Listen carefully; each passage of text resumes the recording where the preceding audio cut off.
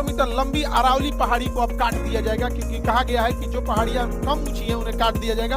अरावली पहाड़ी जो है वो 93% ऐसी पहाड़ियां हैं जो 100 मीटर से कम नीचे है। भैया वहां तो दुनिया की सबसे पुरानी पहाड़ है, 250 साल पुरानी पहाड़ है, वहां पे उसके 93% पहाड़ों को काट कि हमें भी शेड्यूल 6 दो, कि जब तक हम परमिशन न देंगे कि कौन सा पहाड़ खोदना है, कहाँ पे माइनिंग करनी है, कहाँ होटल बनाना है, कहाँ इंडस्ट्री बनाना है, यहाँ सेंट्रल का नियम नहीं चलेगा, शेड्यूल 6 चलेगा। अब पूर्वोत्तर भारत के लिए रिजर्वेशन, पूर्वोत्तर भारत के लिए, पूर्वोत्तर भारत भी बहुत पिछड़ गया, असम, मेघालय, त्रिपुरा, मिजोरम, वो सब एरिया पिछड़ गए थे, तो उनके लिए भी शेड्यूल 6 रख दिया गया। अब शेड्यूल 6 क्या कहता है, सुनो ध्यान से, अल्लाह नहीं करोगा कोई, तो अभी संप्रभुता मेरी हाथ में है। यहाँ ये राज्य काफी पिछड़ गए थे और यहाँ पर खनिज संपदा, नेचुरल रिसोर्सेज बहुत ज्यादा थे। इन लोगों का कहना था कि हमारा संविधान में हमारा विदोहन कर दिया जाएगा, बड़ी कंपनियों को भेज देंगे, हमारा जनसंख्या कम है तो संसद में हमारा प्रतिनिधि नहीं रहेगा, कहीं हमारी कोई बात नहीं सुनेगा, तो हम तो बर्बाद हो जाएंगे।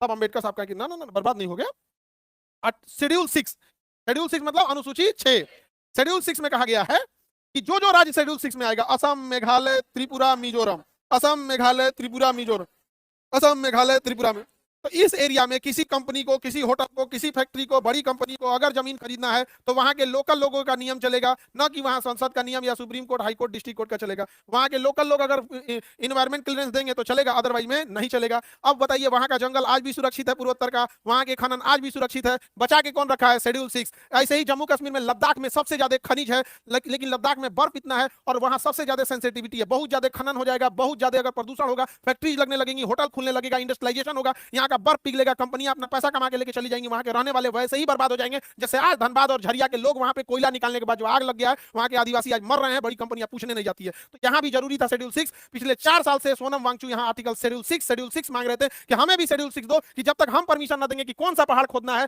कहां पे माइनिंग करनी है, कहां होटल बनाना है, कहां इंडस्ट्री बनाना है, यहां सेंट्रल का नियम नहीं चलेगा, शेड्यूल 6 चलेगा। 4 साल तक उस इंसान की कोई बात नहीं सुनी, लेकिन अगर नेपाल में प्रोटेस्ट हुआ तो वहां के बच्चे भी थोड़ा उग्र हो गए, उन्होंने भी प्रोटेस्ट किया, उनके ऊपर वही धारा लगा दिया गया जो आतंकवादियों के ऊपर लगता है, नेशनल सिक्योरिटी एक्ट, जयपुर की जोधपुर जेल में रख दिया गया। हम भीड़ तंत्र वाले लोग को कोई मतलब नहीं बना है कि वो इंसान इस देश के लिए क्या किया था। वो इंसान इस सेना को ठंड में रहने के लिए टेंट दिया था, जहां सेना का नेटवर्क नहीं चल रहा था, दुनिया में पहला वाईफाई बना के दिया, वाईफाई नहीं लाईफाई बना के दिया, इतनी ज्यादा इनोवेशन किया। उसके ऊपर 3 इडियट मूवी बनी है। 3 इडियट मूवी में जो वहां पर रणछोड़ दास छांचड़ बना होता है आमिर खान, वो कोई और नहीं, वो सोनम वांगचू है जो आज जेल में है इस भीड़ तंत्र में। समझा गया?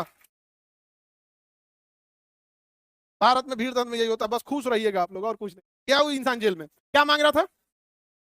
शेड्यूल 6 क्या मांग रहा था? उसे आरोप लगाया गया कि देशद्रोही है, चाइना से मिला हुआ है, ये है वो है, एनएसए लगा, कहां चल गए, खत्म कहानी। क्या मांग रहे थे? शेड्यूल 6। क्या गलत मांग रहे थे? आज देखिएगा बर्बाद हो गया। शेड्यूल 6 में न रहने का नतीजा देखिए, 800 किलोमीटर लंबी अरावली पहाड़ी को अब काट दिया जाएगा, क्योंकि कहा गया है कि जो पहाड़ियां कम ऊंची हैं उन्हें काट दिया जाएगा। अरावली पहाड़ी जो है वो 93% ऐसी पहाड़ियां हैं जो 100 मीटर से कम नीची हैं। संसद ने कहा है कि जो 100 मीटर से कम नीचे है, जो 100 मीटर से ऊंचाई कम है, 100 मीटर का मतलब होता है, आपका समझिए कि 3 मीटर का एक तल्ला होता है, 3 मीटर का एक तल्ला, यानी 30 तल्ले से नीचे जो पहाड़ होगा। तो यार भैया वहां तो दुनिया की सबसे पुरानी पहाड़ है, 2.5 करोड़ साल पुरानी पहाड़ है, वहां पे उसके 93% पहाड़ों को काट दिया, पहाड़ को काट दिया जाएगा, क्योंकि शेड्यूल 6 में नहीं है। अब वहां के लोकल लोग का चलेगा नहीं। अब इस थार मरुस्थल से उड़ने वाला बालू दिल्ली को बना देगा बालू का कटोरा, यहाँ सब ध्वस्त हो जाएगा। और यहाँ से उड़ने वाला बालू हिमालय पर्वत पे जाके जम जाएगा। हिमालय पर्वत पे जब जमेगा वह बालू तो वहां पे वो गर्मी को सोख लेगा। अभी पर्वत पे बर्फ है तो जब धूप आता है तो शीशे की तरह चमक के निकल जाता है, बर्फ कम पिघलती है। लेकिन बालू की जब एक लेयर आ जाएगी तो बालू बड़ी जल्दी गर्म होता है, भूजा भूजने के लिए बालू का यूज किया जाता है। जब उसके ऊपर बालू रहेगा तो बर्फ को तेजी से पिघलाएगा, यहाँ से बर्फ पिघलेगा, गंगा और यमुना में मिलेगा और वो अल्टीमेटली बिहार में आके बाढ़ लाएगी। लेकिन आर्टिकल शेड्यूल 6 नहीं है, हम लोग टुकु टुकु मुंह देखेंगे। ज्योग्राफी डिसाइड और इकोनॉमी, समझ आ गया कि नहीं? दिस इज ज्योग्राफी, समझ आ रहा है तुमने? Any problem? आप लोगों को समझ में आता? तो बताइए शेड्यूल 6 अच्छा है कि नहीं है? चारे राज्य को सोनम वांगचू क्या मांग रहे थे? शेड्यूल 6, शेड्यूल 6 ये भी नहीं किया किसी को, गया जेल में तो जेल में गए। हम लोग को क्या मतलब है, नहीं समझे? हम लोग में क्या भीड़ तंत्र में क्या खराबी होती है? भीड़ चाहती है उनके लड़ाई, उनके लिए कोई लड़ाई लड़े, लेकिन भीड़ तंत्र की खराबी, वो फंसेगा तो भीड़ उसके लिए नहीं आएगी। समझा क्या? दिस इज भीड़ तंत्र। आगे बढ़ जाए। उनको घोषित कर दिया क्या चीज?